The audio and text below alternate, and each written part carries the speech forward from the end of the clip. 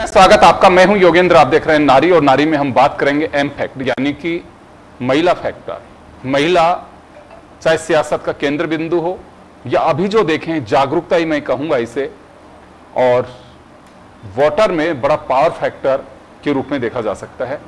कई राज्य तो ऐसे हैं कि महिला मतदाताओं की संख्या में ही इजाफा हुआ है, और कई राज्य ऐसे हैं जहां पे पुरुषों की अपेक्षा हाल ही जो लोकसभा चुनाव चल रहे हैं इनमें महिलाओं का मतदान प्रतिशत चाहे माइनरी छोटे से रूप में ही बड़ा हो, लेकिन पुरुष की अपेक्षा में ज्यादा बड़ा है।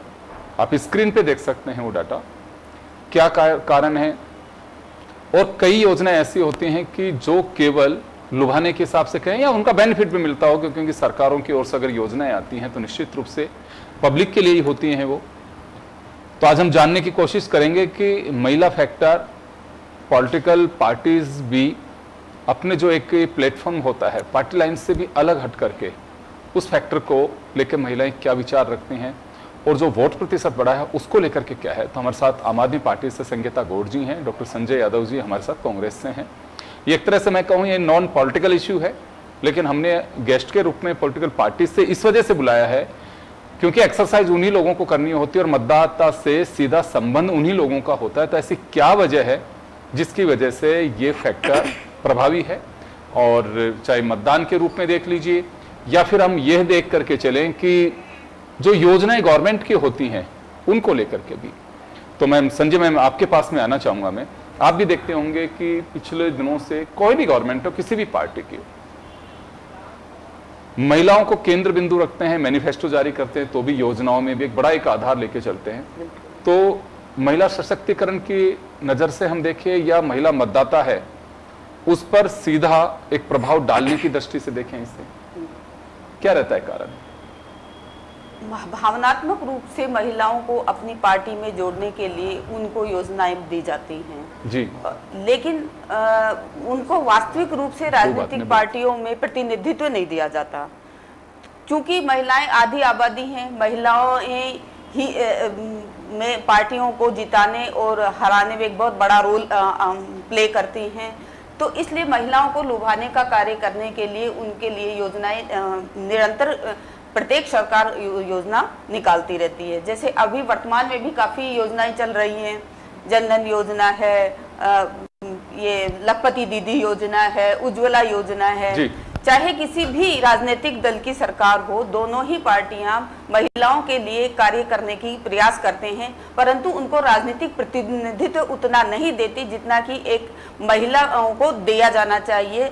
हम देखें कि महिलाएं आधी आबादी हमारी महिलाओं की है, और वोटर्स भी लगभग पिछले चुनाव को मद्देनजर देखा जाए तो महिलाओं का प्रतिशत पुरुषों की तुलनात्मक रूप से, हम 18वीं लोकसभा के लिए जो मतदान चल रहा है इसमें भी आप देखेंगे जो टोटल जब हम उस पे जाएंगे तो महिलाओं का मतदान रेशो पुरुष की अपेक्षा ज्यादा रहेगा।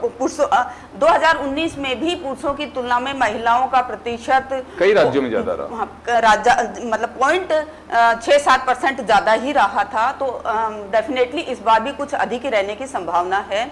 उसके बावजूद भी अगर हम देखें तो राजनीतिक दलों ने जो महिलाओं की भागीदारी दी है, जो टिकट दिए हैं, वो तुलनात्मक रूप से बहुत बहुत कम है। जी, एक तरह से संजय जी आपकी पीड़ा भी कह सकता हूं कि आधी आबादी है, मतदान प्रतिशत ज्यादा है, महिलाओं को लुभाने की कोशिश करते हो लेकिन प्रतिनिधित्व नहीं देते हैं। हाँ। तो कभी सोचा है इसकी वजह क्या है? अभी भी पुरुष राजनीतिक दलों में पुरुष प्रधान मानसिकता, या फिर एक भरोसा नहीं है कि महिला है तो जीत के आ सकती है? दोनों ही फैक्टर हैं बिल्कुल। एक तो महिलाओं के प्रति उतना विश्वास नहीं हो पाया शायद राजनीतिक दलों में कि महिलाएं वो कार्य कर सकती हैं जो पुरुष करते हैं। वैसे देखा जाए तो महिलाएं शायद बेहतर तरीके से करें, भावनात्मक रूप से भी वो उन चीजों को हैंडल करेंगी राजनीति में जो कि पुरुष नहीं कर पाते हैं जी। और ऑल ओवर देखा जाए तो किसी भी देश के समेकित विकास के लिए, समावेशी विकास के लिए, सतत विकास के लिए बहुत जरूरी है कि महिलाओं की भागीदारी अधिक हो। जहां पर हमने देखा है कि महिलाएं उच्च पदों पर होती हैं तो वो पुरुषों की तुलना में अधिक बेहतर तरीके से कार्य करती हैं। तो राजनीति में भी अगर महिलाएं होंगी, उच्च पदों पर होंगी, जैसे हमारी माननीय राष्ट्रपति रही हैं, जितनी भी महिलाएं रही हैं, वर्तमान में भी हमारी महिला राष्ट्रपति हैं, वो बेहतर तरीके से कार्य कर रही हैं। जी चलिए संगीता जी, आपके पास में आना चाहूंगा मैं। महिला फैक्टर काफी कारगर है। आप चाहिए देख लीजिए, हम कतार की दृष्टि से भी देख सकते हैं, और ये किसी से छिपा हुआ नहीं है। महिलाओं की वोटिंग परसेंटेज इस बार जो है पिछली बार की तरह ही तो निश्चित रूप से एक गहरी छाप छोड़ता है, और मैं कहूँगा कि लोकतंत्र की मजबूती के लिए वोटिंग अच्छी होनी चाहिए। और महिलाएं जब घर से निकल करके आती हैं तो एक बड़ा मैसेज भी जाता है। लेकिन बड़ी बात कही है अभी डॉक्टर संजय यादव ने कि जो प्रतिनिधित्व मिलना चाहिए या पार्टियां जो टिकट डिक्लेयर करनी चाहिए उनके पक्ष में, वो नहीं हो पाती हैं। तो पार्टी कार्यकर्ता के नाते, पार्टी नेत्री के नाते कभी पीड़ा महसूस होती है कि राजनीतिक दलों को उस दृष्टि से भी देखना चाहिए कि केवल वोट बटोरने के लिए महिलाओं को काम में नहीं लेना चाहिए। योगेश जी, बहुत बहुत धन्यवाद कि आज एक बहुत ही खूबसूरत टॉपिक पे आपने हमें आमंत्रित किया है, तो मैं इसके लिए धन्यवाद करती हूँ। आपने कहा कि महिलाएं कहाँ तक पुरुषों के समांतर कितना चलती है, या कितना प्रतिनिधित्व उनको मिलता है, मिलना चाहिए कि नहीं मिलना चाहिए। मैं आपको ये बताना चाहती हूँ सबसे पहले तो कि जैसे कि अभी डॉक्टर संजय ने बताया कि हमारा प्रतिशत महिलाओं का बढ़ा है, और ये सही है। इलेक्शंस होते हैं, चुनाव होते हैं, महिलाओं को लुभावने वादे भी किए जाते हैं, इमोशनल होती है महिलाएं, और उनके अंदर बहुत कोमल भावनाएं होती है, उनको बहुत सारे ऐसे वादे किए जाते हैं, और उनको उनके पास में, जैसे कि आपकी उज्ज्वला योजना है जिसकी हम बात करें, मैं किसी पार्टी के बारे में कुछ भी गलत बात नहीं करना चाहती, लखपति दीदी हो या आपकी उज्ज्वला योजना हो, वहाँ पे आपको देखने को मिलेगा कि वो महिलाएं जो है, किन महिलाओं को वो सब योजनाओं का लाभ मिल रहा है, वो लाभार्थी कौन है, कितने लाभार्थी हैं। मैंने आज तक उन लाभार्थियों को नहीं देखा। अब आते हैं हम राजनीतिक बैकग्राउंड पे आते हैं, तो महिला और पुरुष एक दूसरे के पूरक होते हैं, लेकिन पूरक होते होते भी आप अगर उनसे वोट का अधिकार दे रहे हो, उन्हें वोट देने का अधिकार है कि वो बराबर वोट दे सकती हैं, तो वो अपनी बात क्यों नहीं कह सकती, या वहाँ उस पायदान पे खड़ी क्यों नहीं हो सकती जहाँ पे उनको प्रतिनिधि के रूप में देखा जाए। अब देखिए, प्रतिनिधि के रूप में शायद क्यों नहीं देखा जाता होगा, इसका आकलन मैंने कुछ किया था एक निजी स्तर पे, और वो ये रहा कि महिलाएं जो होती है ना, बहुत ही भावुक होती हैं, बहुत ज़्यादा इमोशनल होती है और भावुक होती हैं। तो शायद ये लगता हो कि महिलाएं निर्णय नहीं ले सकती, लेकिन मैं ये कहना चाहती हूँ महिलाओं से बेहतर निर्णय कोई नहीं ले सकता। वो घर चला सकती है, अपने बच्चों को पाल सकती है, उनको शिक्षा हो, चाहे होमवर्क कराती है महिलाएं, अपने बच्चों को स्कूल से आने के बाद में होमवर्क कराती हैं, उनको हॉस्पिटल को बीमार हो गया तो उनको हॉस्पिटल लेके जाते हैं, सास ससुर घर परिवार, यानी कि पड़ोसियों से रिश्तेदारी, इतने सारे एक कुनबे से एक महिला कितने सारे परिवारों को जोड़ के चलती है, तो राजनीति में भी बहुत अच्छा पायदान पे काम कर सकती है। लेकिन अभी जितनी वोटिंग में जाके हम देखते हैं कि वोट अगर महिलाएं देने लगी है, तो वहीं पे राजनीतिक बैकग्राउंड पे उनको अभी इतना ज़्यादा आगे नहीं आने दिया गया है।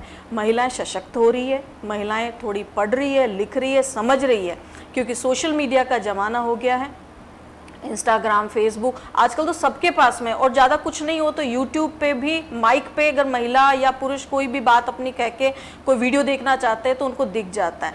तो इसलिए कोई इतना अनजान नहीं है कि देश में क्या हो रहा है क्या नहीं हो रहा है। लेकिन मैं तो बात करना चाहती हूँ कि महिलाओं को सिर्फ इस्तेमाल किया जाता है वोट के लिए, लेकिन अगर आपको बड़े पद पे किसी महिलाओं को अगर लाते हैं, पार्टी राजनीतिक पार्टियाँ भी अगर उनको लेके आती है, तो कोई ऐसी बात नहीं है। वो जब घर चला सकती है, परिवार चला सकती है, ऑफिस चला सकती है, तो वो शायद इस पायदान पे भी बहुत अच्छा काम करके संगीता जी, देखिए मैं एक बात को आगे बढ़ाना चाहूंगा जो अभी डॉक्टर संजय ने कही। कहीं पे भी उदाहरण देख लीजिए, पार्टी लाइन से थोड़ा सा अलग हट करके सोचे हम, राष्ट्रपति प्रतिभा पाटिल जी भी रही हैं, अभी द्रौपदी मुर्मू जी भी हैं, इंदिरा गांधी भी प्रधानमंत्री रही हैं, या राज्यों के मुख्यमंत्री के रूप में आप ले लीजिए वसुंधरा राजे, ममता बनर्जी, आनंदीबेन पटेल, और भी बहुत सारी मुख्यमंत्री महिलाएं रही हैं। तो कोई ये नहीं कह सकता है कि किसी पुरुष मुख्यमंत्री या पुरुष राष्ट्रपति या पुरुष प्रधानमंत्री ने वो कुछ कर दिया जो एक महिला नहीं कर सकती। मुझे नहीं लगता कि ऐसा हुआ होगा। नहीं योगेश जी, इसमें आपकी बात को मैं काटना चाहती हूँ, और मैं इसमें ये जो जिसको बोलते हैं ना नेपोटिज्म, जी, ये नेपोटिज्म राजनीति में भी है। इंदिरा गांधी जी क्यों आई थी? मैंने वही कहा कि जो काम जो पुरुष कर सकते हैं वो महिलाओं ने भी किया है और अपनी छाप छोड़ी है, ऐसा नहीं कह सकते हैं। अभी हम देख रहे हैं चाहे स्क्रीन पे भी बहुत सारी ऐसे मिनिस्टर्स हैं, महिलाएं हैं, किसी राज्य में होंगी, यूनियन कैबिनेट में होंगी, उन्होंने भी वही सब कुछ करके दिखाया जो एक पुरुष कर सकता है। तो ऐसा नहीं है कि ये हमने यहाँ पे, हमारा मकसद सिर्फ ये है नारी के जरिए भी कि हम कोशिश करते हैं कि वाकई आधी आबादी है, जब संविधान ने बराबरी का दर्जा दिया है तो हम क्यों नहीं, इस पे गौर करना चाहिए। और जब आप केवल वोट बटोरने की मशीन के रूप में मत देखिए महिला को, उसका जो अब तो मुझे लगता है कि राइट, अब चलिए कहा जाएगा कि आज बीजेपी से यहाँ पे कोई अतिथि होती, हमने इनवाइट किया था लेकिन वो नहीं आ पाए, जो भी उनकी वजह रही होगी। एक बात आती है कि चलिए मोदी जी ने 1/3 मेजोरिटी के लिए 33% आरक्षण की बात कही है, लेकिन अब वो कब मिलेगा। और मैं तो कहूंगा कि अगर आरक्षण का लाभ छोड़िए, आप राजनीतिक दलों के कलम को या सिंबल को किसने रोका है? अब दे दीजिए 33% महिलाओं को। बिल्कुल सही बात। तो इसे कौन रोका है? इसमें नियम कायदे की कोई आवश्यकता ही नहीं है। ये तो आप लोगों ने बना दिया कि नियम बना रहे हैं, संविधान में अमेंडमेंट करके लेकर के आ रहे हैं, लेकिन इसकी कोई आवश्यकता है नहीं, इसे करना चाहिए। जी, मैं संजय जी आपके पास में आना चाहूंगा। जी सर। आपकी बहुत सारी, आप खुद भी एक पॉलिटिकल पार्टी से ताल्लुक भी रखते हैं, बहुत सारी आपकी फ्रेंड्स भी होंगी, अलग अलग पार्टियों से भी होंगी, और आप एक एनजीओ भी रन करती हैं। कभी चर्चा होती है महिला कार्यकर्ताओं से या नेत्रियों से कि जब मीटिंग होती है, खासकर इलेक्शन के दरमियान, कि टिकट किसको देना है क्या, तो कितनी महिलाएं अपनी डिमांड रख पाती हैं या खामोशी में दफन हो जाती हैं? इसमें महिलाओं का विचार रहता है कि शायद महिलाएं ये सोचती हैं कि उन्हें आगे बढ़ के ही कोई नेता उन्हें कहे। इसमें बहुत कम परसेंटेज होता है जो महिलाएं आके खुद वो टिकट मांगती हैं। ज्यादातर महिलाओं का रहता है कि उनके कार्य को देखकर खुद ही पार्टी के जो बड़े नेता हैं, जो रिप्रेजेंटेटिव्स हैं, वो उनका प्रपोज करें उनको, और उनके कार्यकुशलता को ध्यान में रखते हुए उन्हें स्वयं टिकट देने का प्रयास किया जाए। जैसा कि महिलाओं का एक वास्तविक नेचर होता है कि वो स्वयं अपनी बात को नहीं कहकर वो चाहती हैं कि सामने वाला उनकी बात को कहे। इसी तरह राजनीति के क्षेत्र में भी है कि महिलाएं चाहती हैं कि जो हाई कमान जिनको बोलते हैं राजनीति में, कि वो स्वयं उनको प्रपोज करें उनके नाम को, और उनके कार्य क्षमता को देखते हुए, उनके पर भरोसा करते हुए वो स्वयं उनको टिकट दें। क्योंकि देखिए अमेरिका विकसित राष्ट्र है, लेकिन वहां पे भी 1920 में मताधिकार का राइट मिला महिलाओं को, कितना स्ट्रगल करना पड़ा, सारी कुछ बात में तो संविधान ने पहले दिन से दिया है। और मैं थैंक्स दूंगा जो हमारे संविधान के निर्मात्री सभा और संविधान को जिन्होंने लेकर के महिला और पुरुष का बराबरी का एक दर्जा रखा। तो लेकिन इस सोच में मुझे लगता है कि अभी भी बदलाव लाने की आवश्यकता है। इसमें मैं थोड़ा सा ये कहूंगी कि हमारा समाज आज भी पुरुष प्रधान समाज ही है, और वो नहीं चाहता है कि वो महिलाओं का नेतृत्व स्वीकार करे। उनकी अधीनता स्वीकार करने में, उसका पुरुषार्थ में कहीं समस्या होती है, जो वो नहीं चाहते हैं। उसके बावजूद भी इनर कॉन्शियस उनकी वो चीज़ को एक्सेप्ट नहीं कर पा रही है। इसीलिए महिलाओं का प्रतिनिधित्व आज भी सब कुछ होते हुए भी हर व्यक्ति अपने एक सोशल प्लेटफॉर्म पे ले लो या कहीं भी कहेगा कि नारी को समानता मिलनी चाहिए। घर में हर व्यक्ति चाहता है कि उसके महिलाओं और पुरुषों का स्थान बराबर रहे, लेकिन वो अभी भी उनके नेतृत्व को स्वीकार नहीं कर पा रहे हैं।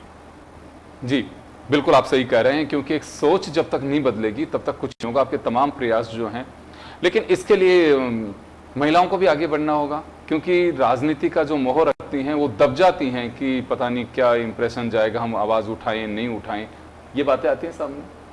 ये महिलाओं का अंतर्मुखी होती हैं, स्वाभाविक रूप से वो कुछ अंतर्मुखी होती हैं, तो वो नहीं कह पाती हैं इतना।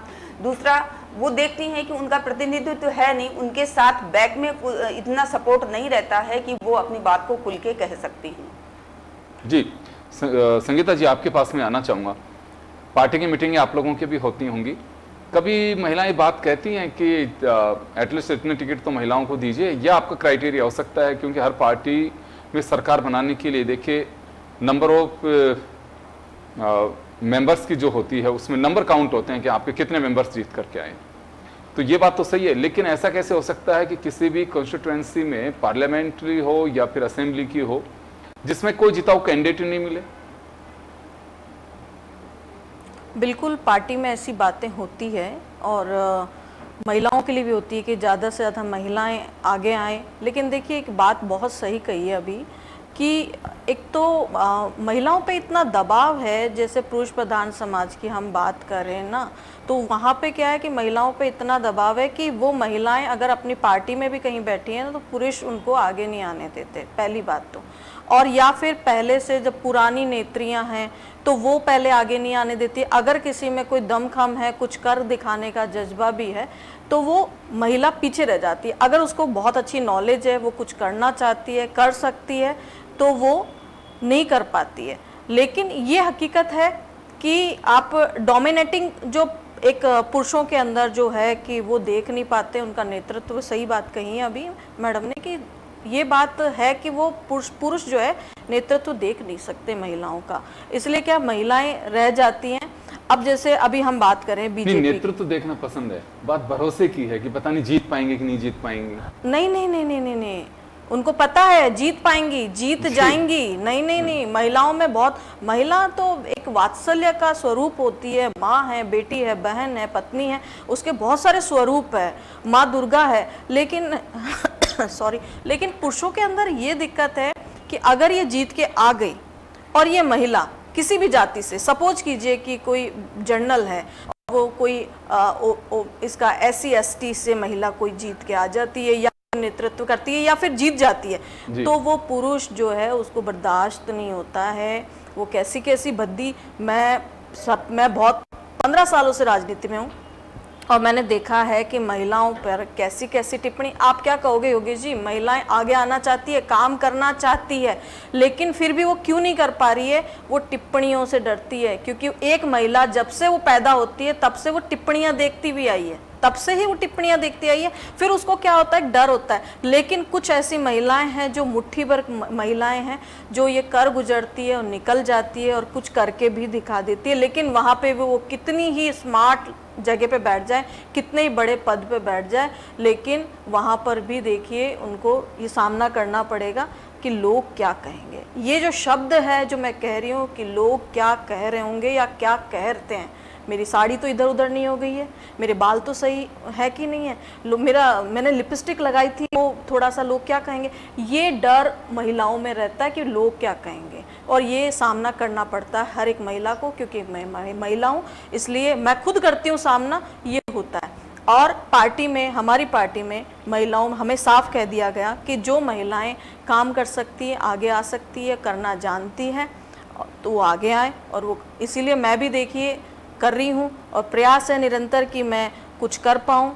और राजस्थान में देखिए आम आदमी पार्टी अभी तीसरे पायदान पे है, लेकिन फिर भी पूरा प्रयास है कि हम लोग वहाँ तक पहुँच पाएँ, क्योंकि कांग्रेस और बीजेपी कांग्रेस बीजेपी, ये जो पाला बदलते रहते हैं ना, ये इधर उधर, तो लोग क्या तंग आ चुके हैं। अब क्या महिलाएं भी समझने लग गई है कि ये हो क्या रहा है। मैंने खुद ने विजिट किया है, महिला, मेरा खुद का भी NGO है, मैंने महिलाओं से विजिट किया। मैंने कहा अशोक गहलोत जी, आपको मोबाइल दिया, आपको किसने दिया मोबाइल ने? ये तो बोला हाँ मोबाइल तो मिल गो माने, मैं मोबाइल मिल गया, किसने दिया तुम्हें पता? तो पता है आपको क्या बोला उन्होंने कि हमें दिया है मोबाइल मोदी जी दियो माने मोबाइल। आप सोचिए कि आपके वहाँ पे ब्यूरोक्रेट्स जितने भी हैं, अगर सही रिपोर्ट नहीं दे रहे हैं वहाँ जाके, उन महिलाओं को नहीं बता रहे हैं कि ये किसने दिया है, ये मोबाइल या व्हाटएवर कोई भी योजना चल रही है, वो योजना किसके द्वारा दी गई है, तो ये कुछ नहीं हो सकता। इस देश का कुछ नहीं हो सकता, महिला कुछ नहीं कर सकती, कोई पुरुष कुछ नहीं कर सकता है। सबसे पहले तो ब्यूरोक्रेट्स जितने भी हैं ना, उनको समझनी पड़ेगी कि अगर महिलाओं के पास जा रहे हैं तो उनकी भावनाओं से ना खेलें।